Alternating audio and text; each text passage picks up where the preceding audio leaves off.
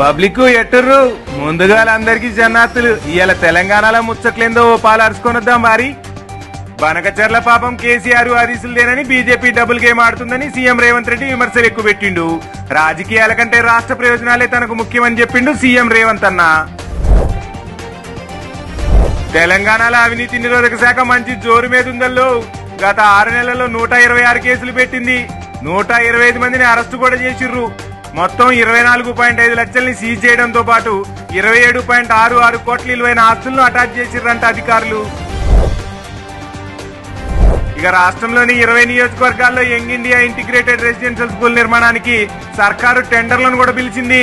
యువతకు నైపుణ్యం పెంచడంతో పాటు ఉపాధి అవకాశాలు మెరుగుపరిచేందుకు సర్కారు ఈ స్కూళ్లను నిర్మిస్తుంది. కేంద్ర సర్కార్ తెలంగాణ రైతులకు అన్యాయం చేస్తుంది. 3 నెలల్లో రాష్ట్రానికి రావాల్సిన 2.25 లక్షల టన్నుల యూరియాకి కోత పెట్టిర్రు. అయినా ఏడున్న బీజేపీ ఎంపీలు మంత్రులు నోరు మెదపట్లే. ఇక రాష్ట్రంలోని పరిశ్రమల్లో ప్రమాదాలు జరగకుండా ఉండేందుకు రాష్ట్ర సర్కార్ చర్యలు చేపట్టింది. ప్రతి కంపెనీల్లో 2 నెలలకోసారి తనిఖీలు చేసేలా యాక్షన్ ప్లాన్ రూపొందించింది రేవంత్ అన్న సర్కారు. రాయలసీమను రతనాలసీమ చేస్తా అని చెప్పిన కేసీఆర్ వ్యాఖ్యలపై బీఆర్ఎస్ లోనే కొందరు నాయకులు అసంతృప్తిగా ఉన్నారట. బనకచర్ల పాపం కేసీఆర్ హరీసులదేనని జనం నమ్ముతుర్రని రిపోర్టులు కూడా పోతున్నాయట. దీంతో కేసీఆర్ మీద కేటీఆర్ కూడా గరమైతుండట.